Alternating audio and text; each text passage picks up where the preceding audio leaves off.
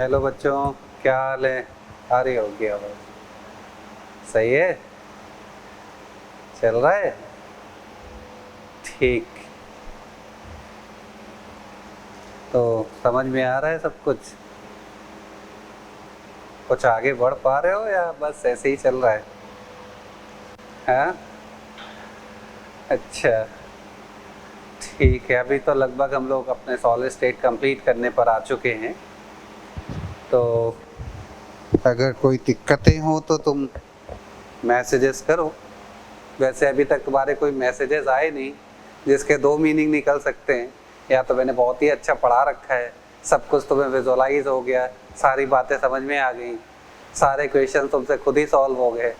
या दूसरी सिचुएशन ये हो सकती है कि तुमने कुछ किया ही नहीं, तुम उसको देख ही नहीं रहे हो। तो ये दूसरी वाली सिचुएशन बिल्कुल भी एक्सेप्टेबल नहीं है। तो इसलिए अगर ऐसी बात है तो इसको चेक करो, क्योंकि बिना क्वेश्चंस किए तो हमारा भला होने वाला नहीं है। क्वेश्चन तो करना ही पड़ेगा।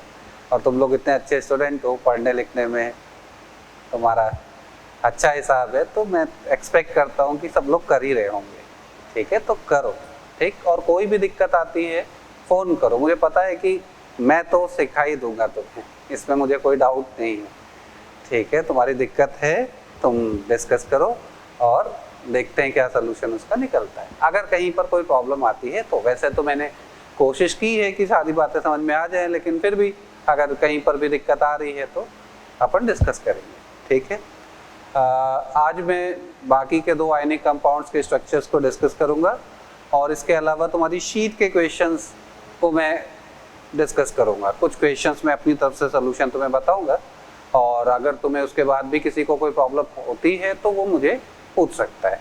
ग्रुप में शेयर करो और उससे डिस्कस करो, तो मैं बता दूंगा। और बिलीव मी, कर ही लोगे, अगर चाहोगे तो कर ही लोगे, ये मुझे बहुत अच्छे से पता है, इसमें मुझे कोई डाउट नहीं है। ठीक है, तो करो। अपन आगे के बारे में बात कर लेते हैं। लास्ट टर्न पे हम लोगों ने 3 आयनिक सॉलिड्स के स्ट्रक्चर्स को डिस्कस किया था। एक NaCl टाइप का स्ट्रक्चर, एक ZnS टाइप का स्ट्रक्चर, एक CHCl टाइप का स्ट्रक्चर। तो अब इससे रिलेटेड जो इन्फॉर्मेशन है वो आ चुकी है। मतलब हमसे ये एक्सपेक्ट किया जाएगा कि हमें ZnS टाइप का स्ट्रक्चर पता है, मतलब हमें वो सारी बातें जो सिखाई गई वो हमें याद रखनी है। लिख दिया जाएगा कि A भी है ZnS टाइप स्ट्रक्चर, ऐसे बोल दिया जाएगा। और कहा जाएगा कि A की ये रेडियस है तो B की रेडियस क्या होगी। तो अगर तुम्हें ये नहीं पता है कि ये ZnS टाइप का स्ट्रक्चर कैसा है तो तुम रिलेट भी नहीं कर पाओगे, और अगर पता होगा तो तुम्हारे पास रिजल्ट्स होंगे। अगर A भी है ZnS टाइप का स्ट्रक्चर, ZnS टाइप का स्ट्रक्चर अगर है तो इसमें हम लोगों ने रिलेशंस पढ़े हैं।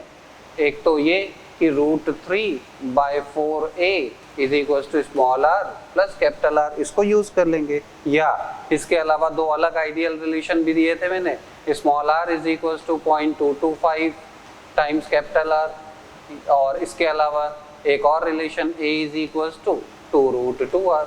तो ये सारे रिलेशन हम तभी यूज कर पाएंगे जब हमें पता हो कि ZnS का स्ट्रक्चर कैसा है। अब किसी को मान लो याद नहीं रहा, उसने गेस कर लिया, उसने कहा कि A भी है ZnS टाइप स्ट्रक्चर, और उसको ये याद आया कि Zn is present in octahedral void, से ऑक्टाहेड्रल वॉइड, तो वो ये रिलेशंस यूज करने के बजाय ऑक्टाहेड्रल वॉइड का रिलेशन यूज करने लग जाएगा, तो उसका आंसर नहीं आ रहा है।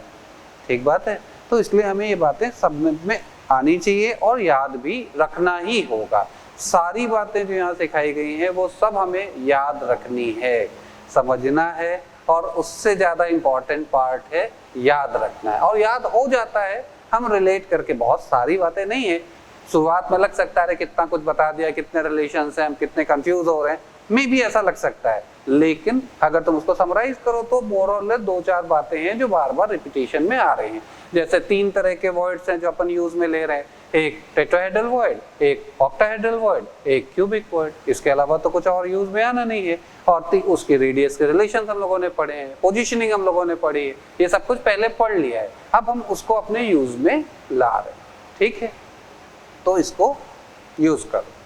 आगे बाकी के स्ट्रक्चर्स की बात कर लेते हैं हम लोग, फिर तुम्हारे शीट डिस्कशन पर आएंगे।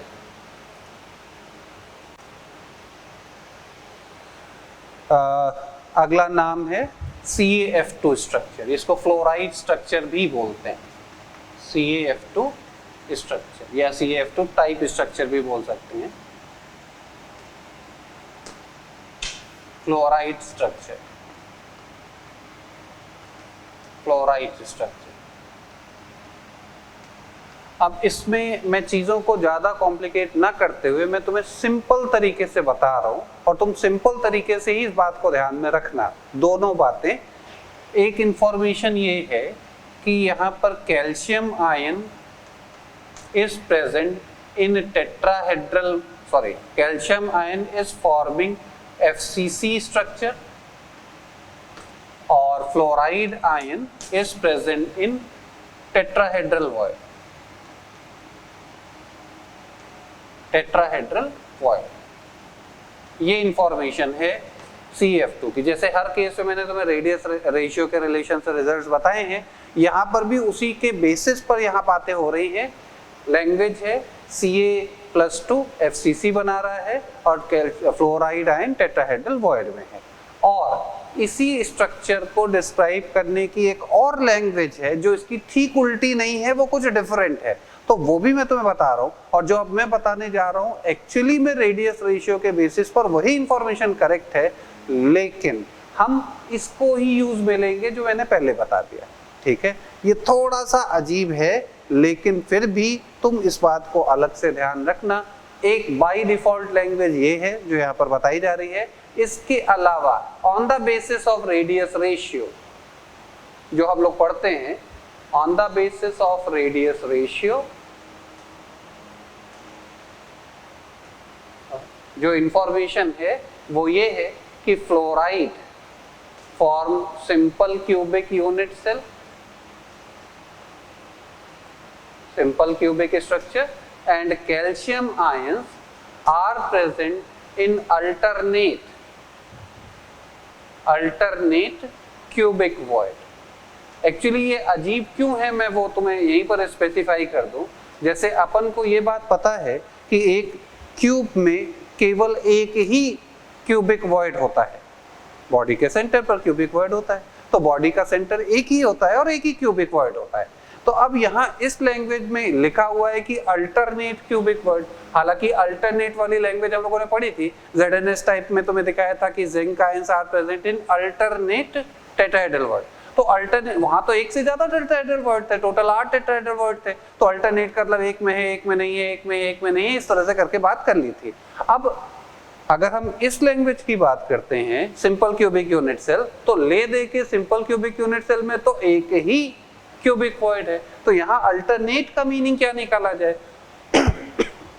तो यहाँ अल्टरनेट का मीनिंग ये है कि एक क्यूब के बॉडी के सेंटर पर कैल्शियम है और उसके ठीक बगल वाले क्यूब, ठीक बगल वाला यूनिट सेल के बॉडी के सेंटर पर कैल्शियम आयन नहीं है। उसके नेक्स्ट क्यूब के बॉडी के सेंटर पर कैल्शियम आयन है, उसके नेक्स्ट पे नहीं है। मतलब अल्टरनेट का ये मीनिंग है। बात समझ में आ रही है? मतलब अब यहाँ पर एक्चुअली प्रॉब्लम क्या है कि जैसे अगर हम इस तरह से लैंग्वेज को फॉलो करते हैं कि अल्टरनेट क्यूबिक वॉइड में कैल्शियम आयन है, तो प्रॉब्लम ये आती है कि हम यूनिट सेल किसे माने, उसे जिसमें कैल्शियम है या उसे जिसमें कैल्शियम नहीं है। तो यहाँ दोनों को एक साथ कंसीडर करना पड़ेगा, कैल्शियम है भी और कैल्शियम नहीं भी है। अगर कोई एक लैंग्वेज हमने बोली तो वो गलत हो जाएगी, इसीलिए अल्टरनेट वर्ड यूज में आ रहा है। मतलब एक क्यूब के बॉडी के सेंटर पर कैल्शियम है, दूसरे क्यूब के बॉडी के सेंटर पर कैल्शियम नहीं है। मतलब CaF2 स्ट्रक्चर को भी दो लैंग्वेजेस से डिस्क्राइब किया जा सकता है। यहाँ पर मैंने दोनों नाम लिखे हैं। जैसे इसके पहले हम लोगों ने CSCl, ZNS और NaCl स्ट्रक्चर्स की बात की थी, वहां पर भी दो लैंग्वेजेस यूज हुई थी। लेकिन अगर उनकी लैंग्वेजेस को देखें तो वहां पर जो लैंग्वेज यूज हुई थी मैंने केवल इंटरचेंज कर दिया था, कैटायन की जगह एनायन की पोजीशन बोल दी थी, एनायन की जगह कैटायन की पोजीशन बोल दी थी। और यूनिट सेल वही थी, अगर यूनिट सेल का एज लेंथ A था तो वो वही कहानी बनी हुई थी। लेकिन इस केस में ऐसा नहीं है। यहाँ पर जो यूनिट सेल डिस्क्राइब हुई है उसकी एज लेंथ जो कंसीडर की जाएगी, और यहाँ पर जो यूनिट सेल डिफाइन की जा रही है उसकी जो एज लेंथ कंसीडर की जाएगी, उन दोनों में अंतर है। और मैं रिजल्ट भी बता दूं, हालांकि इतनी डिटेल में हमें जाने की जरूरत है नहीं, लेकिन फिर भी जस्ट फॉर इंफॉर्मेशन, मतलब अगर मैं इस यूनिट सेल की एज लेंथ की बात करूं, edge length of unit cell, अगर उसकी यूनिट सेल की एज लेंथ अगर मान लेते हैं कि A2 है और इस लैंग्वेज से जो यूनिट सेल कंसीडर की जा रही है उसकी एज लेंथ की बात करें, edge length of unit cell A2 है, तो A2 और A1 का रिलेशन क्या होगा वो मैं तुम्हें बता रहा हूं। A2 is actually 2 times of A1, ये रिलेशन है। मतलब कहने का ये है कि इस तरह से जो यूनिट सेल डिफाइन किया जा रहा है वो इस तरह के यूनिट सेल का 8 टाइम्स वॉल्यूम में है। मतलब अगर एज लेंथ डबल है तो वॉल्यूम 8 टाइम्स होगा। मतलब इस जैसे 8 यूनिट सेल्स को अगर एक साथ देखा गया तो ये एक यूनिट सेल बनेगा। ऐसी कहानी है इसकी। थोड़ा अजीब है तो तुम डरोगे, इसलिए मैं ज्यादा डिटेल में नहीं जा रहा हूँ। तुम सिंपल तरह से इसको याद रखना, दोनों लैंग्वेजेस फॉलो होती है। हालांकि तुम बुक्स में देखोगे तो वहां पर यही लैंग्वेज तुमको मिलेगी, लेकिन रेडियस रेशियो के बेसिस पर अगर हम लोग डिस्कशन करेंगे तो वो ये वाली लैंग्वेज फॉलो होती दिखाई पड़ेगी। तुम्हारी S2 एक्सरसाइज में एक क्वेश्चन है जिसमें इसी लैंग्वेज से क्वेश्चन सॉल्व होगा, इस लैंग्वेज से क्वेश्चन सॉल्व नहीं होगा, क्योंकि ये वाला जो रिजल्ट लिखा है ये रेडियस रेशियो के हिसाब से नहीं लिखा होगा। तो ये प्रॉब्लम वहां पर है, एक क्वेश्चन में वहां प्रॉब्लम आएगी, तो वो तुम्हें ये लैंग्वेज फॉलो करनी है और बाय डिफॉल्ट इस लैंग्वेज को हम लोग यूज में लेंगे। मैं फिर से बोल रहा हूँ, ये यूनिट सेल इस यूनिट सेल का 8 गुना है। मतलब ऐसे 8 यूनिट सेल्स एक साथ रखे होंगे एक दूसरे के बगल में, 4 ऊपर 4 नीचे, तो वो मिलकर के जो बड़ा क्यूब बनेगा वो बड़ा क्यूब एक यूनिट सेल इस तरह की लैंग्वेज से डिस्क्राइब होगा। कोशिश करना तुम बनाने की, तो शायद तुमको ये बात दिख पाए। जैसे मैं बनाऊंगा अभी तो दिखाई नहीं पड़ेगा, तो इसलिए मैं उसमें जा नहीं रहा हूँ, मैं इसको सिंपल ही रखने की कोशिश कर रहा हूँ। तो हम लोग इस लैंग्वेज को फॉलो करेंगे, मैं इसको हटा रहा हूँ। हालांकि जो भी इंटेंसिव प्रॉपर्टीज की वैल्यूज होती हैं, वो इंटेंसिव प्रॉपर्टीज की वैल्यू का मतलब coordination number, packing fraction, cation coordination number और पैकिंग फ्रैक्शन और डेंसिटी, जो भी हम लोग बात करते हैं, वो रिजल्ट्स जो आएंगे चाहे हम इस लैंग्वेज से बात करें चाहे इस लैंग्वेज से बात करें, दोनों से सेम ही आएंगे। तो इसलिए कोई फर्क नहीं पड़ता। लेकिन फिर भी अगर हमसे पूछा गया कि हमें क्या आंसर करना है तो बाय डिफॉल्ट हम इसको यूज करके आंसर कर देंगे। मैं इसको हटा रहा हूं, तुम बना के कोशिश करके देखना, अगर समझ में आए तो अच्छी बात, और नहीं आए तो तुम इसको एज इट इज याद रखोगे। ठीक है। अब इसके बेसिस पर अगर हम बात करें कोऑर्डिनेशन नंबर की, इस लैंग्वेज के बेसिस पर, तो जैसे सबसे पहले बात करें कोऑर्डिनेशन नंबर फ्लोराइड आयन का, क्योंकि वो टेट्राहेड्रल वर्ड में है तो हम आसानी से आंसर कर सकते हैं।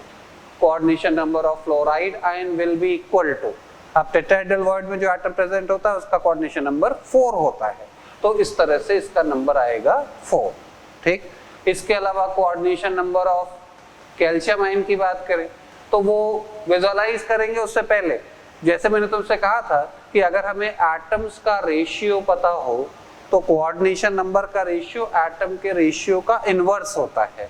मतलब अगर कैल्शियम और फ्लोराइड आयन के एटम्स का रेशियो 1:1 है, रेशियो ऑफ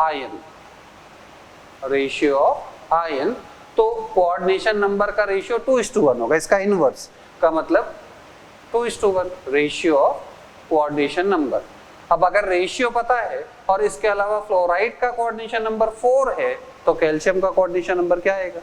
अगर फ्लोराइड का कोऑर्डिनेशन नंबर 4 है तो कैल्शियम का कोऑर्डिनेशन नंबर क्या आएगा? तो उसका डबल, दैट विल बी 8। ठीक बात है।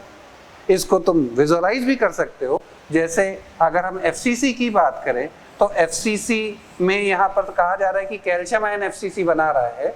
अगर कैल्शियम आयन FCC बना रहा है इसका मतलब कैल्शियम आयन कॉर्नर पर है और फेस के सेंटर पर भी है।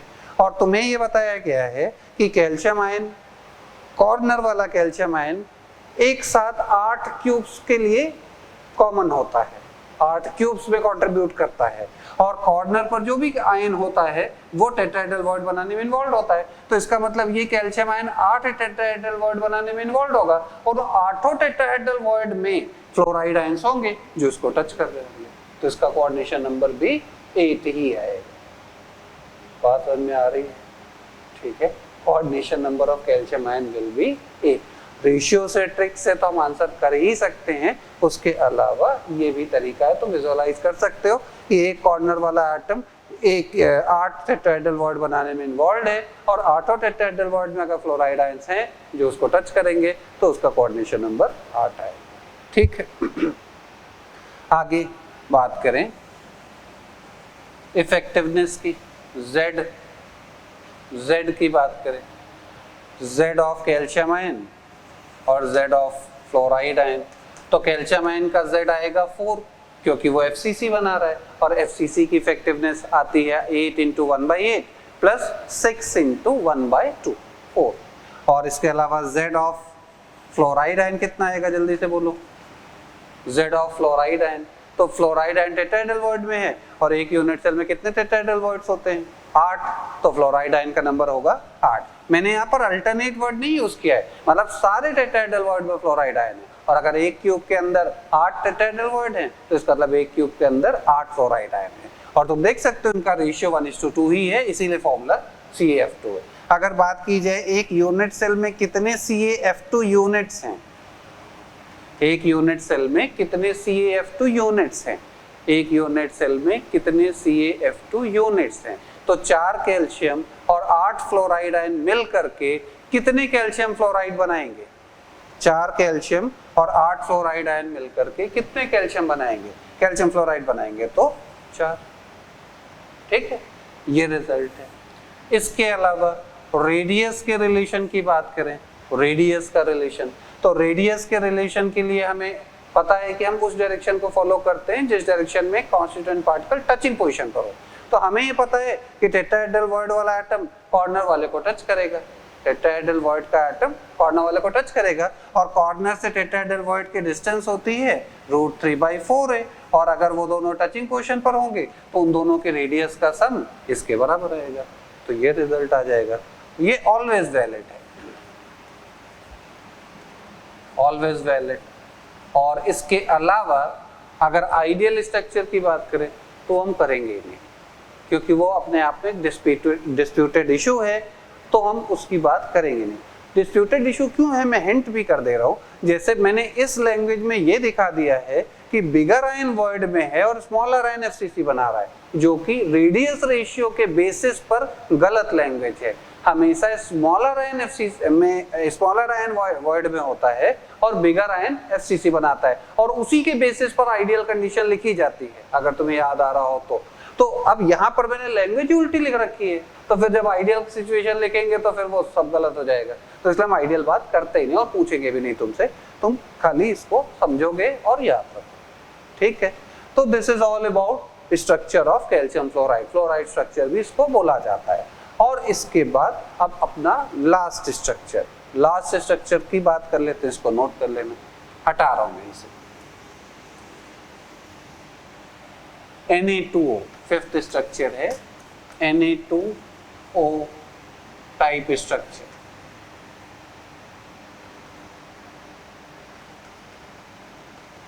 इसको एंटी फ्लोराइड स्ट्रक्चर भी बोला जाता है, anti fluoride structure, anti fluoride structure. Anti fluoride structure बोलने का मतलब ये है कि फ्लोराइड स्ट्रक्चर में और Na2O स्ट्रक्चर में केवल अंतर ये है कि कैटायन और एनायन की पोजीशन एक्सचेंज्ड है, मतलब जहां पर कैटायन था वहां एनायन है, जहां पर एनायन था वहां पर कैटायन है। मतलब इस केस में FCC बना रहा है ऑक्साइड आयन और टेट्राहेड्रल वॉइड में है Na+2। लैंग्वेज कैटायन की और एनायन की चेंज कर दी। अब इसके बेसिस पर बाकी का डिस्कशन अगर करें तो वही रिजल्ट तुम्हें दोबारा देखने को मिलेंगे, और सिमिलर तरह से समझा जा सकता है। मतलब इस केस में ऑक्साइड ने FCC बनाया है और सोडियम आयन वॉइड में, मतलब इस केस में तुम लैंग्वेज रेडियस रेशियो के बेसिस पर डिस्कस कर सकते हो कि इस केस में radius of cation, radius of anion lies in between 0.225 to 0.414, 0.225 to 0.414 यहाँ पर दिख जाएगा। ठीक है, और अगर कोऑर्डिनेशन नंबर ऑफ सोडियम की बात करें, सोडियम आयन, तो coordination number of sodium ion will B 4। क्यों? क्योंकि वो टेट्राहेड्रल बॉन्ड में है। और कोऑर्डिनेशन नंबर ऑफ ऑक्साइड की बात करें तो वो आएगा 8। कैसे आएगा 8? रेशियो से। अगर एटम का रेशियो 2:1 है तो कोऑर्डिनेशन नंबर का रेशियो का 1:2, और अगर सोडियम का कोऑर्डिनेशन नंबर 4 है तो ऑक्साइड का 8 हो जाएगा। ठीक है, अगर तुम इससे पहले वाले केस को देखो तो उसमें और इसमें उल्टा रिलेशन दिखाई पड़ेगा। इसके अलावा Z की बात कर लें तो Z ऑफ Na+ कितना होगा? तो Na+ जो कि टेट्राहेड्रल बॉन्ड में है तो 8 टेट्राहेड्रल बॉन्ड में Na+ होगा तो उसका नंबर 8 आएगा। और ऑक्साइड का Z कितना आएगा? तो ऑक्साइड जो कि FCC बना रहा है तो FCC बनाने वाले का नंबर आता है 4। इस तरह से Z ऑफ Na2O की बात कर लें, NO2O का Z कितना होगा? तो 8 सोडियम और 4 ऑक्साइड मिलकर के 4 Na2O बना देंगे। ठीक, तो ये इंफॉर्मेशन सेम टाइप का है जैसे इसके पहले डिस्कस किया था वही दोबारा। इसके अलावा लास्ट में रेडियस के रिलेशन की भी बात कर लें तो यहाँ पर फिर से वही कंडीशन कि टेट्राहेड्रल बॉन्ड से कॉर्नर तक के distance √3/4a will be equal to cation और एनायन की रेडियस का सम। सेम रिजल्ट दोबारा, ऑलवेज वैलिड, ऑलवेज वैलिड होगा। और इसके अलावा आइडियल स्ट्रक्चर की बात यहाँ कर सकते हैं, ये लैंग्वेज रेडियस रेशियो के हिसाब से फॉलो हो रही है। तो फॉर आइडियल स्ट्रक्चर हम बोल सकते हैं, for ideal structure small r should be 0.225 times capital R, और इसके अलावा a is equal to 2√2r। ठीक है, तो इस तरह से रिजल्ट्स हमारे आ गए। मतलब रेडियस का रेशियो पता हो तो हम उससे सारे आंसर्स कर सकते हैं। अगेन मैं फिर से बोल दूं, जैसे यहाँ पर ये लैंग्वेज दिखाई है इसकी भी दूसरी अल्टरनेट लैंग्वेज हो सकती है और वो वही वाली होगी जो इसके पहले वाले केस में बताई थी।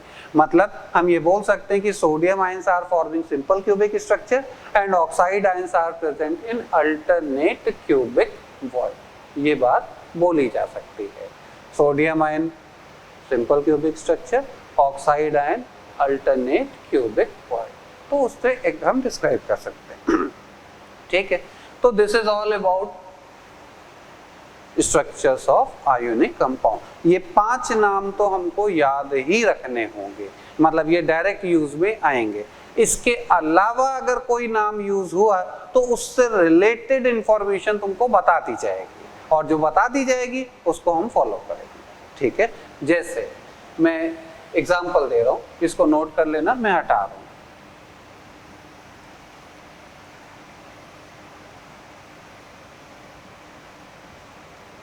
सॉलिड स्टेट में ऐसा लगता है कि बहुत सारी चीजें याद करने वाली हैं, बहुत सारी चीजें याद करने वाली हैं, लेकिन ऐसा है नहीं। ये जस्ट एक भ्रम है कि सब कुछ याद करना पड़ता है। एक बार अगर तुम समझ गए तो अपने आप चीजें याद हो जाती हैं। मतलब अगर तुमसे ये पूछा जाए कि ये बताओ कि क्यूब की एज, अगर हमने बताया अगर क्यूब है, ऑब्जेक्ट क्यूब है और उसकी एक एज की लेंथ 10 मीटर है तो दूसरे एज की लेंथ क्या होगी? मतलब अगर विड्थ लेंथ 10 मीटर है तो विड्थ क्या होगी? तो बता दोगे 10 मीटर ही, क्योंकि तुमको ये पता है कि क्यूब की लेंथ विड्थ हाइट इक्वल ही होती है। तो ये तुमको पता है क्योंकि ये तुमने याद कर रखा है, पहले से तुमको पता है। तो उसी तरह की कहानियां यहाँ पर भी है। एक पहली बार में सारी चीजें ऐसा लगता है कि सब रटना पड़ रहा है, जबकि अगर हम समझ गए तो कुछ भी रटने जैसा यहाँ पर नहीं। ठीक है, देखते हैं। मैं पहले एग्जाम्पल की बात करता हूं। जैसे एग्जाम्पल में दिया गया है, मान लेते हैं कि एक सॉलिड है A2B has Na2O type structure, Na2O type structure, ये इंफॉर्मेशन दी जा रही है। If ions along one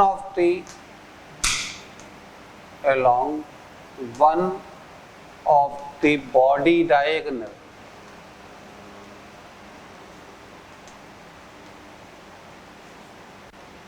are missing,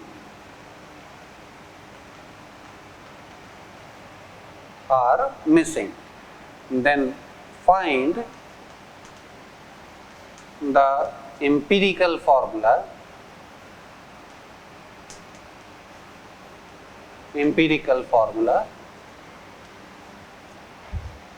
of the compound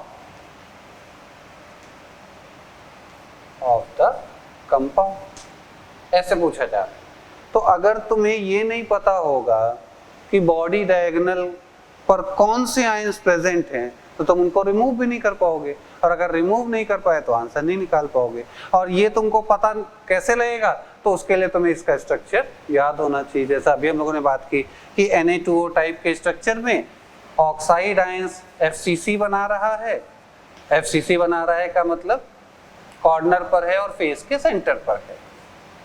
face के सेंटर पर, मैं सबको नहीं दिखा रहा हूँ क्योंकि जितना ज्यादा दिखाओ उतना कम दिखाई पड़ता है, यहाँ पर यही विडंबना है, तो इसलिए मिनिमम से काम चलाना होता है हमें, ठीक है। तो अगर ऑक्साइड ने FCC बनाया है तो सोडियम आयंस टेट्राहेड्रल वॉइड में होगा, और टेट्राहेड्रल वॉइड कहाँ पर होते हैं हमें पता है। तो अगर हम एक बॉडी डायगोनल को कंसीडर करें तो एक बॉडी डायगोनल पर, जैसे हमें ये पता है कि एक यूनिट सेल में टोटल ऑक्साइड का नंबर होता है 4 और सोडियम का नंबर होता है 8, अगर कोई मिसिंग ना हो तो। लेकिन अगर मिसिंग हुआ तो ये कह रहे हैं कि एक बॉडी डायगोनल के अलोंग जो भी आयंस प्रेजेंट हैं वो सब मिसिंग हैं। तो इसका मतलब कौन कौन प्रेजेंट है पहले तो ये देखो। तो एक कॉर्नर वाला ऑक्साइड आयन मिसिंग होगा इधर से और इधर से भी। तो कितने ऑक्साइड आयंस एक बॉडी डायगोनल पर पड़ रहे हैं? 2, वो मिसिंग होंगे। लेकिन 2 नहीं माइनस किया जाएगा, 2 × 1/8 माइनस करेंगे। क्यों? क्योंकि उनकी इफेक्टिवनेस तो एक यूनिट सेल में 1/8 ही है ना, तो हम इसी को माइनस करेंगे। इसके अलावा तो ये बचेगा कितना, 2 × 1/8 का तो 1/4, अगर 1/4 माइनस किया गया तो 4 में से 1/4 अगर माइनस करेंगे तो आएगा 15/4, 15/4, ठीक। इसके अलावा तुम्हें ये पता है कि इस पे टेट्राहेड्रल वॉइड है और टेट्राहेड्रल वॉइड में सोडियम होंगे, और एक बॉडी डायगोनल पर कितने टेट्राहेड्रल वॉइड्स होते हैं? 2। तो इसका मतलब कितने सोडियम मिसिंग होंगे? 2, और थे कितने? 8, तो 2 को हटा दें तो बचे कितने? 6। तो इसका मतलब अब रेशियो क्या रहा? 6:15/4। और अगर इसको सिंप्लीफाई करें, 3 से काट दें तो 2, 5 और 4 को इधर लेके आ जाएं तो 8:5, 8:5 आंसर आएगा 8:5। इसका मतलब फॉर्मूला कंपाउंड का आएगा A8B5, ये फॉर्मूला, मतलब this is the answer of this question. बात समझ में आ रही है? ये इस टाइप के बहुत ज़्यादा नंबर ऑफ क्वेश्चन तुम्हें देखने को मिलेंगे, सबकी अप्रोच एक ही है। तुम्हारे दिमाग में पोजीशन क्लियर होनी चाहिए, पोजीशन क्लियर होगी तो तुम सारे आंसर खटाखट दे दोगे, उसमें कहीं कोई प्रॉब्लम नहीं आती, ठीक है। तो पोजीशंस को समझो और उनको याद रखो, ठीक है। चलो अब मैं तुम्हारी शीट के डिस्कशन पर थोड़ा आता हूँ। इसमें कुछ पार्ट और है, वो अपन नेक्स्ट टर्न पे कंप्लीट करेंगे। डिफेक्ट्स का पार्ट है तो उसके बारे में बात करेंगे, लेकिन उससे पहले शीट कंप्लीट होना ज़रूरी है। तो मैं कुछ क्वेश्चंस के जो मुझको लग रहा है कि इसमें तुम्हें प्रॉब्लम आएगी तो मैं डिस्कस कर रहा हूँ। हालांकि सोल्यूशन तुम्हें प्रोवाइड किया ही जा रहा है, तुम उनको यूज़ करो ही। अगर उसके बाद भी दिक्कत आती है तो तुम अलग से पूछ सकते हो, ठीक है। तो मैं बता रहा हूँ, इसको नोट कर लेना।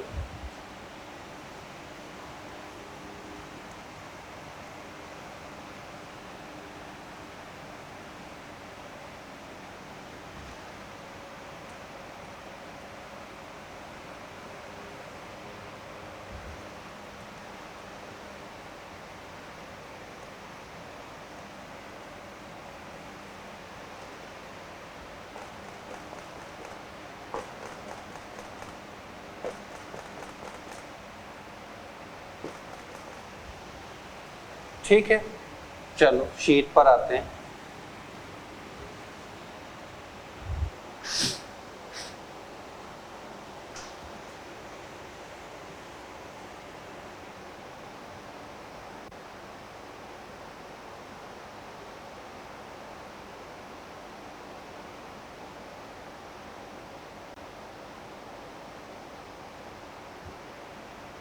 शीट में तुम्हारे सबसे पहले बात करते हैं S1 एक्सरसाइज में।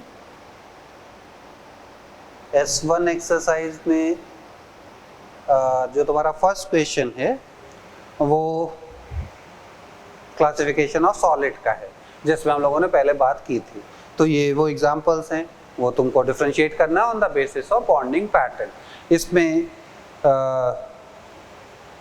जैसे जो मतलब कुछ मॉलिक्यूलर सॉलिड हैं, कुछ आयनिक सॉलिड हैं, कुछ कोवलेंट सॉलिड हैं, तो वो तुम इसको डिफरेंशिएट करोगे उसके बॉन्डिंग के बेसिस में। मेरे पास कुछ है नहीं बताने लायक, तुम पढ़ो और इनको याद भी रखने की कोशिश करना। एनसीईआरटी में भी बहुत सारे नाम हैं तो उनको भी यूज़ करना और उसको याद करना। इसके अलावा सेकेंड थर्ड क्वेश्चन में वही लैटिस पैरामीटर के बारे में डिस्कशन हुआ है, तो उसके वो भी हमें याद ही रखने। मतलब इसमें मेरे पास कोई कॉन्सेप्ट नहीं, वो सारी बातें पढ़नी। जैसे मैंने तुमको शुरू में ही बोला था कि हम जो कुछ भी पढ़ रहे हैं वो सब हमारे क्वेश्चन है, जो भी इंफॉर्मेशन हमारे सामने आ रही है वो सब क्वेश्चन ही है, तो इसलिए वो हम सब कुछ याद रखेंगे, हमसे डायरेक्ट पूछा जाएगा। ठीक है, तो जो क्वेश्चन में तुमको प्रॉब्लम होगी मैं उस पे आता हूँ।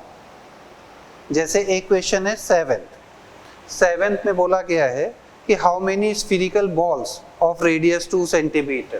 Question number 7, how many balls of radius 2 centimeter can be placed inside a cubical box of edge length 8। मतलब यहाँ पर एक cubical box की बात कर रहे हैं, cubical box है और जिसकी edge length बताई जा रही है 8 सेंटीमीटर और कहा जा रहा है कि हमारे पास बॉल है जिसका डायामीटर 2 सेंटीमीटर, इसका रेडियस 2 सेंटीमीटर, तो डायमीटर तो फिर 4 सेंटीमीटर हो गया। पूछा जा रहा है कि ऐसी कितनी बॉल्स इसके अंदर रख सकते हैं। तो ये बेसिकली एप्टीट्यूड का क्वेश्चन है, जो सॉलिड स्टेट में हम लोग अंडरस्टैंडिंग डेवलप कर रहे हैं उसी पर बेस्ड है। बेसिकली जैसे हमें ये पता है कि अगर हम बॉल्स को रखेंगे तो एक लाइन में मैक्सिमम 2 ही बॉल्स आएंगी, क्योंकि टोटल लेंथ 4 सेंटीमीटर और 4 सेंटीमीटर बढ़ जाएगा इस तरह से। इसी तरह से अगर मैं इस डायरेक्शन की बात करूं तो इस डायरेक्शन में भी यही कहानी बनेगी। तो इसका मतलब ये है कि एक प्लेन पर मैक्सिमम कितनी बॉल्स आ सकती हैं, वो 4 आएंगी इसके अंदर। ठीक, और मैक्सिमम पूछा जा रहा है। और इसी तरह से इस डायरेक्शन में अगर हम बात करें तो 4, जैसे एक लेयर यहाँ दिखाई गई है ऐसी एक लेयर इसके इन एटम बॉल्स के ऊपर आ जाएगी। ये पूरी लेंथ हो जाएगी 4 सेंटीमीटर 4 सेंटीमीटर हाइट। तो इस तरह से एक क्यूब के अंदर मैक्सिमम कितनी बॉल्स आ सकती हैं, तो वो 8 आ सकती है। इसमें कहीं कोई और केमिस्ट्री इन्वॉल्व नहीं है, this is question of aptitude. ठीक है, ठीक है। क्वेश्चन नंबर 8 की बात करते हैं, इसको मैं हटा दे रहा हूँ। 8 क्वेश्चन में क्या कहा गया है? 8 क्वेश्चन में कहा है कि अगर रेडियस ऑफ आयरन एटम 1.42 है और इट हैज एफसीसी स्ट्रक्चर, तो डेंसिटी क्या होगी। तो जैसे हम लोगों ने शुरू में डेंसिटी का जनरल फॉर्मूला लिखा था, density is equals to Z into M by NA into AQ, atoms का वेट और यूनिट सेल का वॉल्यूम, मास अपॉन वॉल्यूम, ये लिखा था। अब अगर हमें एफसीसी बताया गया है तो इसका मतलब Z की वैल्यू 4। इसके अलावा रेडियस बताई गई है लेकिन हमें फॉर्मूले में एज लेंथ लिखनी है, तो एफसीसी के केस में एज लेंथ और रेडियस का रिलेशन होता है A is equal to 2√2r, तो हम इससे एज लेंथ ला सकते हैं। इसके अलावा M का मतलब एटॉमिक में वेट है जो कि हमें दिया ही हुआ है 56, Na हमको पता ही होता है, तो हम ये सारा डेटा इसमें पुट करेंगे तो हमारा आंसर आ जाएगा। लेकिन ध्यान ये रखना कि एज लेंथ की जो वैल्यू यहाँ पुट की जाए वो सेंटीमीटर में पुट की जाए, सेंटीमीटर में। Na से डिवाइड किया जा रहा है M में, तो वो तो अपने आप ग्राम में लिखा ही हुआ है और हमारा आंसर इससे सॉल्व होके ग्राम पर सेंटीमीटर क्यूब या ग्राम पर ml आ जाए। ठीक है, तो ये था। इसके अलावा क्वेश्चन नंबर 9 में लिखा हुआ है कि एक एलिमेंट एफसीसी बनाता है और उस एफसीसी की एज लेंथ 200 पिकोमीटर है। एफसीसी बना रहा है, एज लेंथ 200 पिकोमीटर है। Calculate the density, again density, if 200 gram of this element contains this much number of atom. तो इसमें और इस क्वेश्चन में क्या अंतर है, मैं 9th की बात करता हूँ। 9th पे भी डेंसिटी का ही डिस्कशन हो रहा है और उसमें ये तो बता दिया है कि वो एफसीसी बना रहा है, साथ में ये भी बता दिया है कि एज लेंथ की वैल्यू क्या है 200 पिकोमीटर, लेकिन उसने ये नहीं बताया एम की वैल्यू नहीं बताया, उस एलिमेंट का एम कितना है ये नहीं बताया, बल्कि उसकी जगह ये बता दिया है कि 24 into 10 to the power 23 atoms का मास है, इतने एटम्स का मास है 200 ग्राम, ये लिखा हुआ है 200 ग्राम। तो बेसिकली यहाँ पर जो ये लिखा जाता है, ये क्या लिखा जाता है, एक एटम का मास। अगर हमें इतने एटम्स का मास पता हो तो हम एक एटम का मास निकाल सकते हैं। एक एटम का मास कितना हो जाएगा, तो वो वैल्यू हो जाएगी 200 divided by 24 into 10 to the power 23 gram, और एक एटम का मास आ गया तो हम इसको पुट कर देंगे। लेकिन जब हम इसको पुट करेंगे तो फिर Na से डिवाइड नहीं करेंगे। क्यों नहीं करेंगे? क्योंकि Na से तब डिवाइड किया जाता था जब ये m उसका एटॉमिक वेट होता था। एटॉमिक वेट का मतलब एक एटम का weight in terms of AMU होता था, तब हम Na से डिवाइड करके उसको ग्राम में कन्वर्ट करते थे। लेकिन यहाँ तो एटम का वेट हमने ग्राम में ही निकाल रखा है, तो फिर अब दोबारा उसको कन्वर्ट नहीं किया जाएगा। मतलब मैं डेटा पुट करके दिखा दे रहा हूँ, density is equals to 4 into m की value 200 by 24 into 10 to the power 23 divided by edge length हमें दी गई है 200 पिकोमीटर का मतलब 200 into 10 to the power -10 centimetre का क्यूब, और इस तरह से सॉल्व करेंगे तो आंसर हमारा ग्राम पर सेंटीमीटर क्यूब में आ जाएगा। ठीक बात है, समझ में आता है? तो ये हमारा क्वेश्चन नंबर 9 था। अगले क्वेश्चन पर आते हैं। अगला क्वेश्चन है, हटा दे रहा मैं, ठीक है, इसको सॉल्व कर लेना, कैलकुलेशन पूरी कंप्लीट करना, वो भी डेंसिटी से ही रिलेटेड है। 10th क्वेश्चन तुम्हारा, क्वेश्चन नंबर 10 क्वेश्चन में कहा जा रहा है कि gold crystallizes in FCC structure if the length of edge length is this much and calculate the density as well as atomic radius। तो सिंपल क्वेश्चन, अगर हमें एज लेंथ पता है तो डेंसिटी हम निकाल ही लेंगे Z into M by N into A Q, और इसके अलावा रेडियस भी पूछा जा रहा है तो A is equal to 2√2 times R, तो उससे आंसर आ जाएगा, तो इसमें कुछ नहीं। इसके अलावा 11th क्वेश्चन में बोला गया है कि एक iron atom in several modification at about 910 degree centigrade the body centered cubic alpha form undergo a transition to the FCC cubic gamma form। मतलब कहने का ये है कि पहले वो BCC फॉर्म में एग्जिस्ट करता है, बाद में वो FCC टेम्परेचर बदलने से वो FCC फॉर्म में कन्वर्ट हो जाता है। तो कहा जा रहा है कि assuming that the distance between nearest neighbors is same in two form, मतलब नियरेस्ट नेबर के बीच के डिस्टेंस अज्यूम करो कि सेम ही है, हालांकि उसको लिखने की जरूरत नहीं है, नियरेस्ट नेबर के बीच की डिस्टेंस तो हमेशा सेम होगी ही, चाहे लिखा जाए चाहे नहीं, और that nearest distance always be equal to 2r, वो हमेशा 2r ही होगी। क्यों बोल रहा हूँ मैं, क्योंकि नियरेस्ट डिस्टेंस हम उसी को मानेंगे जिसमें एटम टचिंग पोजीशन पर होगा, तो कहीं ना कहीं तो टचिंग पोजीशन पर होगा ही।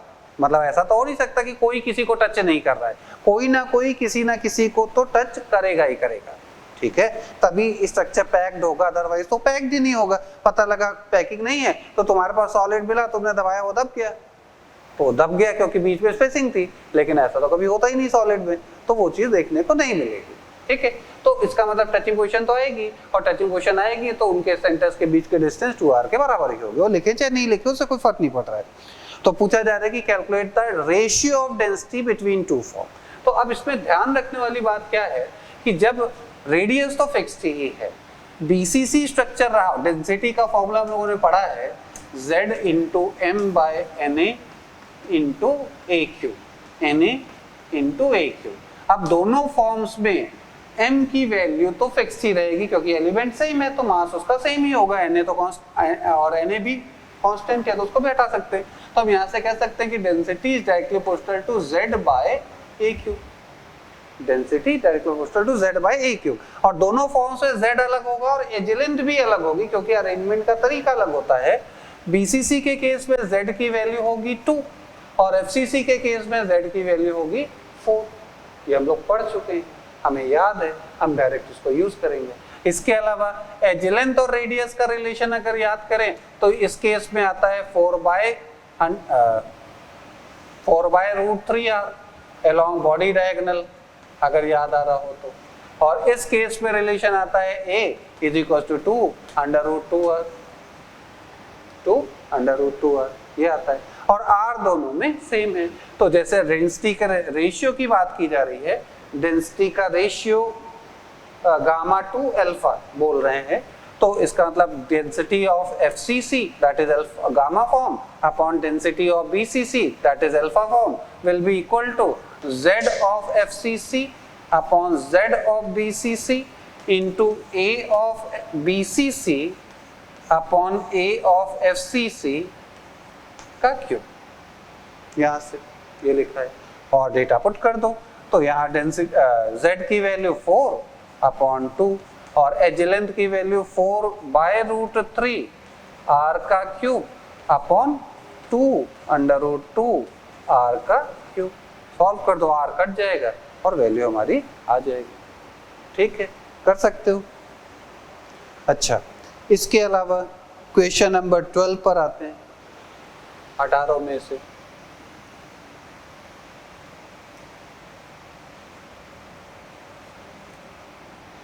क्वेश्चन नंबर 12 में कहा गया है an element crystallizes into a structure which may be described by cubic type of unit cell having one atom at each corner and two atoms on one of the body diagonal। मतलब ये अलग से structure describe कर रहा है, हालांकि ऐसा कोई स्ट्रक्चर हम लोगों ने नहीं पढ़ा है।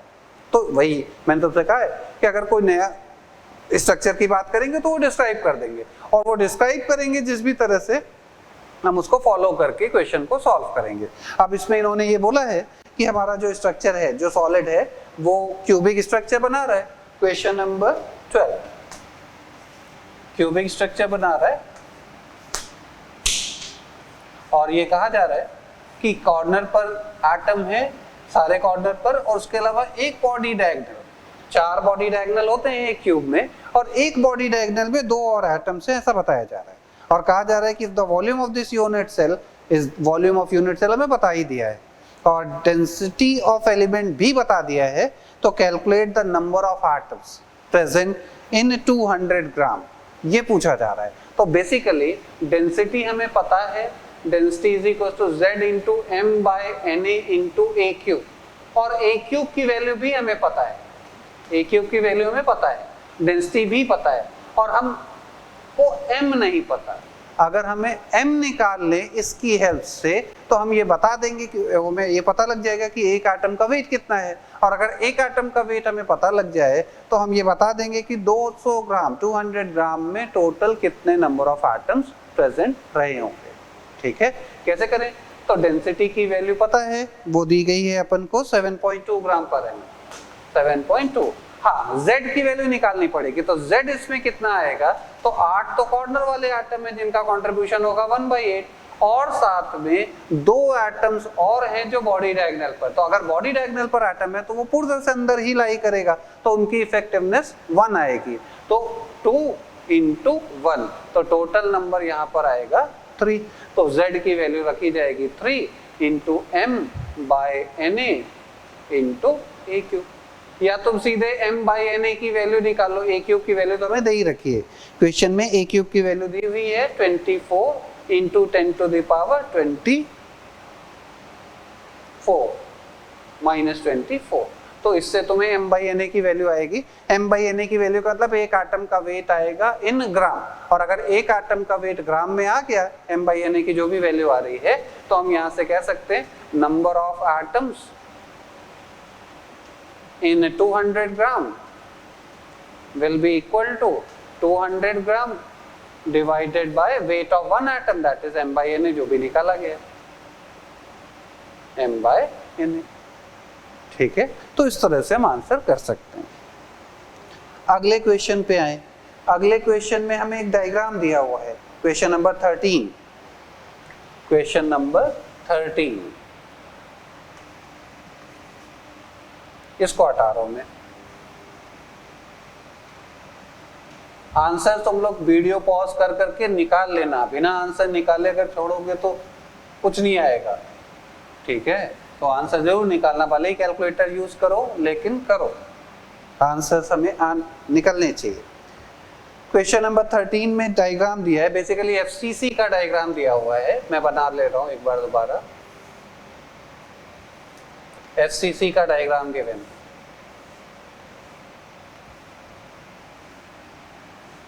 एफसीसी का मतलब फेस का सेंटर और कॉर्नर पर एटम्स है, और इसमें इन्होंने पोजीशन दिखाई है, ये पोजीशन 1 दिखाई है, इसके अलावा यहाँ पर पोजीशन फेस के सेंटर की 3 दिखाई है, इसके अलावा यहाँ फ्रंट फेस के सेंटर पर जो एटम है उसकी पोजीशन 2 दिखाई है, और कहा जा रहा है distance between 1 and 2, 2 and 3 and 1 and 3 क्या होगा, ये हमसे पूछा जा रहा है।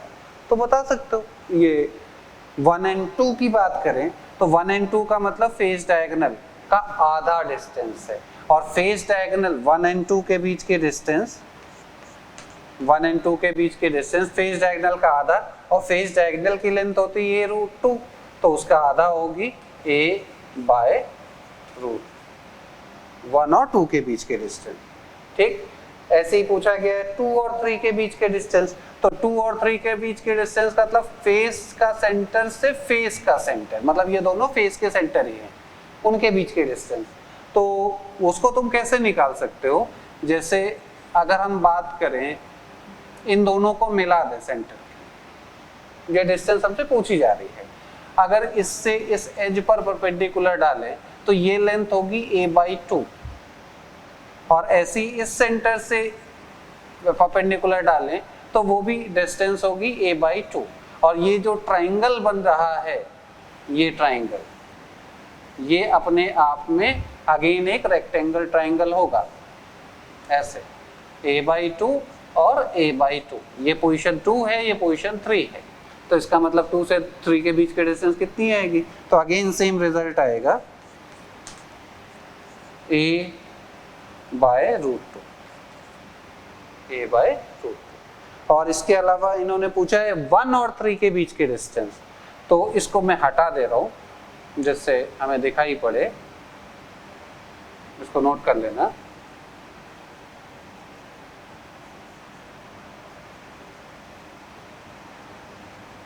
वन और 3 के बीच के डिस्टेंस क्या है, 1 और 3 के बीच के डिस्टेंस, तो अगर इनको मिला दें तो ये डिस्टेंस सबसे पूछ रहे। आप देखो कैसे निकालोगे इसे, अगर तुम इससे इस नीचे वाले फेस पर परपेंडिकुलर ड्रॉप करो तो वो फेस का सेंटर पर आएगा, और यहाँ से लेकर के यहाँ तक की डिस्टेंस होगी a, एज लेंथ, मतलब एक फेस से दूसरे फेस के सेंटर की डिस्टेंस एज लेंथ के बराबर होगी। इसके अलावा अगर यहाँ से इसको मिला दो तो ये अगेन फेस डायगोनल का आधा होगा, दैट विल बी a/√2। तो ये जो ट्राइंगल बन रहा है, अब मैं इसको हटा दे रहा हूँ, ये इस तरह का है, ये भी रेक्टेंगल ट्राइंगल ही है, ये लेंथ है, ये 0.1 है, ये 3 है, और ये a है और ये है a/√2, तो ये लेंथ कितनी आएगी, √a² प्लस a/2 का √2 का square, that will be a²/2, तो ये आ जाएगा √3/2a, √3/2a। समझ में आती है बात? क्वेश्चन नंबर 13, ठीक है। इसी तरह से क्वेश्चन नंबर 14 पर आए, तो क्वेश्चन नंबर 14 में नोट कर लेना इसे, 14th क्वेश्चन की बात करें, इसमें बोला जा रहा है iron occurs as BCC as well as FCC, effective radius दी हुई है, डेंसिटी इन बोथ केसेस, तो अगेन डेंसिटी का फॉर्मूला यूज करके आंसर निकाले, इसमें कुछ भी नहीं है।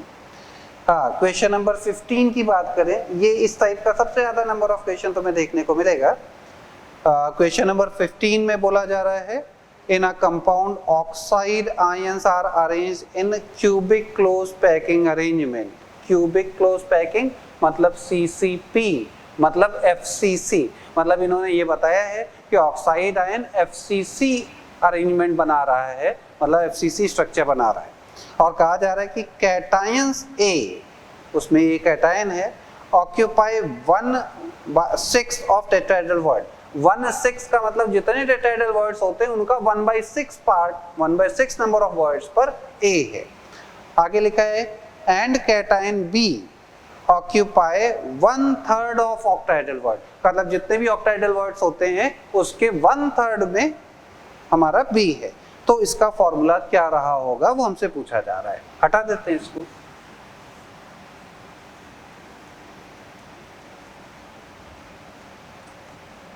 ऑक्साइड के बारे में इंफॉर्मेशन दी है कि वो FCC बना रहा है, तो इसका मतलब इसकी इफेक्टिवनेस होगी 4।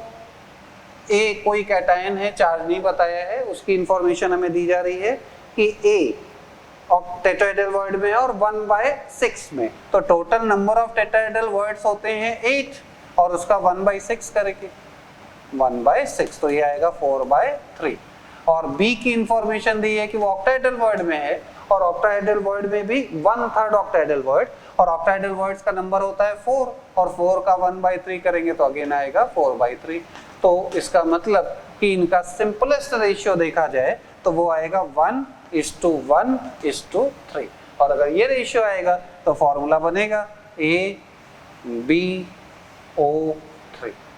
AbO3 इसमें AxByOz लिखा हुआ है, तो x की वैल्यू 1, y की वैल्यू 1 और z की वैल्यू 3, और उसको ऐड करके आंसर लिखने के लिए बोला है, तो 1 + 1 + 3 विल बी इक्वल टू 5। ठीक है, ये था। इसके अलावा क्वेश्चन नंबर 16 उस पर आते हैं 18 में। ये 15 था, 15 क्वेश्चन था ये।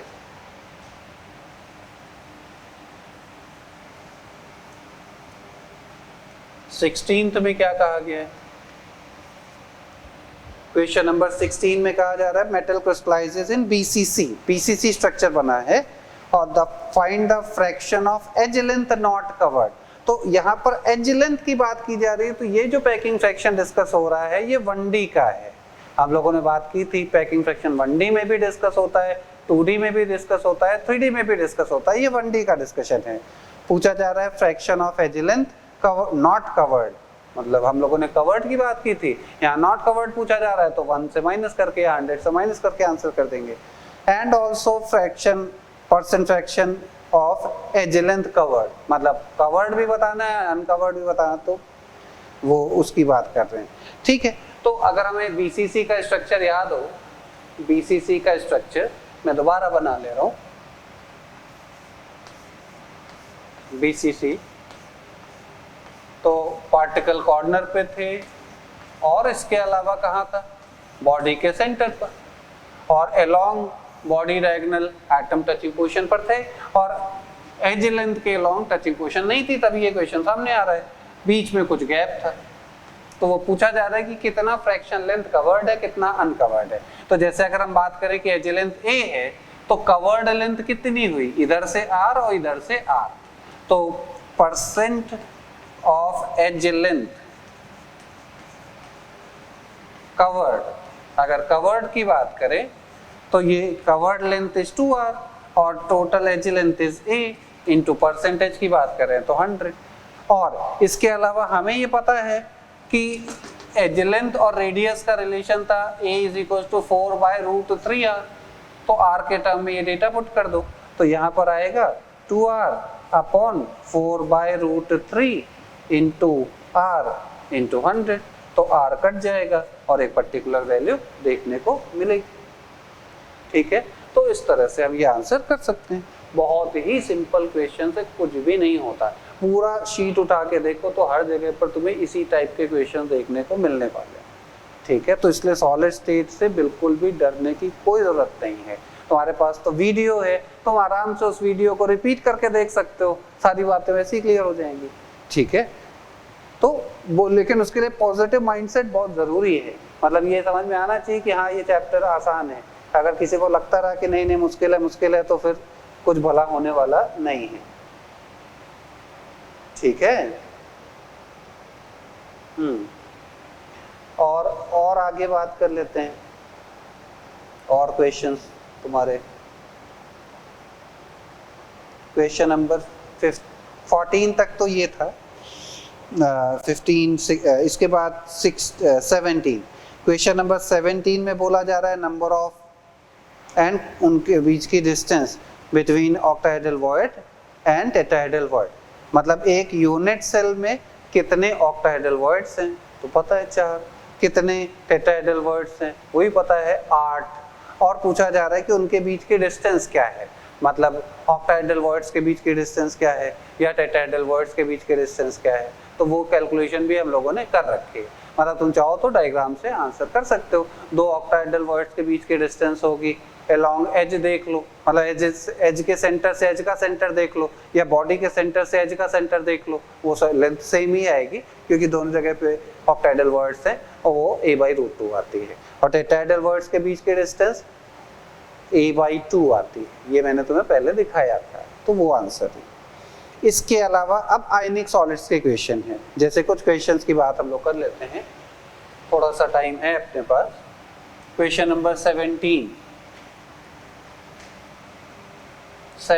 क्वेश्चन में तुम्हें कैटायन एनायन की रेडियस के डेटा दिए हुए हैं और पूछा जा रहा है Mg आयन के caesium ion, oxide ion, sulphide ion, Cl negative ion के रेडियस का रेशियो दिया, रेडियस की वैल्यूज दी हुई हैं और पूछा जा रहा है calculate the coordination number of cation in the crystal of. मतलब पूछा जा रहा है Mgs कोई क्रिस्टल रहा होगा, उसमें कैटायन का कोऑर्डिनेशन नंबर क्या होगा। तो अगर तुम ये पता कर लो कि कैटायन किस वॉइड में है तो तुमको कोऑर्डिनेशन नंबर पता लग जाएगा। अगर वो क्यूबिक वॉइड में हुआ तो कोऑर्डिनेशन नंबर 8 आएगा, अगर वो टेट्राहेड्रल वॉइड में हुआ तो कोऑर्डिनेशन नंबर 4 आएगा, अगर वो ऑक्टाहेड्रल वॉइड में हुआ तो कोऑर्डिनेशन नंबर 6 आ जाएगा। हाँ ठीक है। तो अब ये पता कैसे लगेगा, तो ये पता लगेगा रेडियस रेशियो से। तुम्हें ये पता दिया गया है मैग्नीशियम की रेडियस, मैग्नीशियम आयन की रेडियस दी गई है 0.65 एंगस्ट्रॉम और सल्फाइड आयन की रेडियस भी दी हुई है। सल्फाइड आयन की रेडियस दी है 1.84 एंगस्ट्रॉम। तो रेडियस का रेशियो निकाल सकते हैं 0.65 डिवाइडेड बाय 1.84 और ये वैल्यू देखो किस रेंज में लाई करती है। अकॉर्डिंगली डिसाइड करो कि टेट्राहेड्रल वॉइड है या ऑक्टाहेड्रल वॉइड है या क्यूबिक वॉइड। तो इस तरह से बाकी के पार्ट तुम कर लोगे, ठीक है।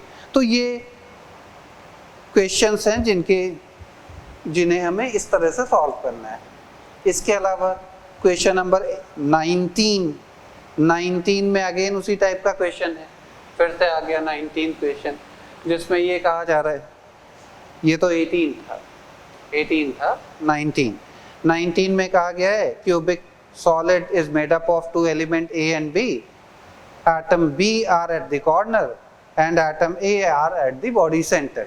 तो B अगर कॉर्नर पर है तो 8 कॉर्नर और कंट्रीब्यूशन 1/8। A अगर बॉडी के सेंटर पर है तो एक बॉडी का सेंटर होगा और कंट्रीब्यूशन 1 ही होगा। तो ये नंबर भी 1 आएगा, ये नंबर भी 1 आएगा, तो फॉर्मूला बनेगा AB, ठीक है। तो इस तरह से सॉल्व कर सकते हैं। ऐसा ही क्वेश्चन है 21 में कोई स्पाइनल कोई कंपाउंड की बात कर रहे हैं और उसमें ये कहा जा रहा है कि ऑक्साइड है और साथ में 2 मेटल आयंस हैं और उनकी पोजीशनिंग की बात की जा रही है। इसको मैं हटा दे रहा हूं। क्वेश्चन नंबर 20 में ऑक्साइड आयन है और 2 मेटल कैटायंस हैं। एक मेटल कैटायन है जिंक आयन और एक मेटल कैटायन है एल्यूमिनियम आयन। और ये कहा जा रहा है कि ऑक्साइड ने FCC बनाया है, लिखा है oxide ions arranged in CCP pattern. तो इसका मतलब इसकी इफेक्टिवनेस तो 4 हो गई, FCC बनाने वालों की टोटल 4 आती है। और इसके अलावा ये कहा जा रहा है कि one of the ion is present in 1/8 of tetrahedral void and another type of cation, one of the cation is present in tetrahedral void, वो भी 1/8 tetrahedral void में, और another metal ion is present in octahedral void, वो भी 1/2 octahedral void में। और इसके अलावा ये लिखा है लास्ट में कि zinc is present in tetrahedral void। अगर ये टेट्राहेड्रल वॉइड में है इसका मतलब ये ऑक्टाहेड्रल वॉइड में है, और टेट्राहेड्रल वॉइड का नंबर होता है 8 लेकिन उसके 1/8 में ही प्रेजेंट है, और ऑक्टाहेड्रल वॉइड का नंबर होता है 4 और उसके 1/2 में ही प्रेजेंट है। इसका मतलब इसकी इफेक्टिवनेस आ रही है 1, इसकी इफेक्टिवनेस आ रही है 2 और इसकी तो 4 है ही। इसका मतलब फॉर्मूला हुआ Al2ZnO4, ये आंसर है इसका, Al2ZnO4। ठीक, और तुम चेक भी कर सकते हो, अगर तुम टोटल कैटायनिक एनायनिक चार्ज देखो तो वो भी इक्वल ही आएगा। जैसे एनायनिक चार्ज एक ऑक्साइड पर 2 नेगेटिव होता है तो 4 ऑक्साइड पर टोटल एनायनिक चार्ज 8 आएगा, और जिंक पर 2 पॉजिटिव का चार्ज है और एल्युमिनियम पर 3 पॉजिटिव का चार्ज है तो 2 एल्युमिनियम का चार्ज होगा 6, तो 6 + 2 8। ठीक है, एक्चुअली मैं इसलिए बोल रहा हूँ क्योंकि ये आइडिया भी क्वेश्चन बनाने में यूज कर लिया जाता है। कभी कभी तुम्हें चार्ज की इंफॉर्मेशन दे दी जाएगी और उसको किसी और चीज से रिलेट कर दिया जाएगा। एक क्वेश्चन आईटी में आया हुआ है, जो एडवांस की शीट का हम लोग आगे डिस्कशन में लेंगे तो उसमें भी देखेंगे, तो ये बात भी हमें ध्यान में रखनी है। ठीक है, इसी तरह से क्वेश्चन नंबर 22 है। 22 में भी रेडियस का वैल्यूज दी हुई है, एज लेंथ पूछी गई, तो जो रिजल्ट्स अपन को याद है उसके बेसिस पर हम आंसर कर सकते हैं। तो इस तरह से क्वेश्चन से आगे का डिस्कशन हम लोग नेक्स्ट टाइम पर करेंगे, अभी यहाँ पर रोकते हैं। इम्पॉर्टेंट है कि तुम खुद क्वेश्चन सॉल्व करो। जब तुम कुछ क्वेश्चन सॉल्व करोगे तब तुम्हें अंदाजा लगेगा कि क्वेश्चंस में क्या तुमको जानना होता है। पढ़ते समय हमें एहसास नहीं होता है कि किन चीज़ों की इम्पोर्टेंस किस तरह की है, उसके लिए क्वेश्चन सॉल्व करना मस्ट है। ठीक है, तो क्वेश्चंस को सॉल्व करो, देखो किस तरह का आइडिया यूज में आ रहा है, जो भी बातें हम लोग याद रख रहे हैं उनको कैसे याद रखना है, कैसे यूज में लेना है, और बार बार यूज में आएगा तो अपने आप याद हो जाएगा। ठीक है, शुरुआत में तुम चाहो तो अपने नोट्स को रेफर करते रहो, इंफॉर्मेशन को रेफर करते रहो, और उसके बाद फिर ठीक है, तो यहाँ पर रोकते हैं। ठीक है, बाय एंड टेक केयर। ठीक।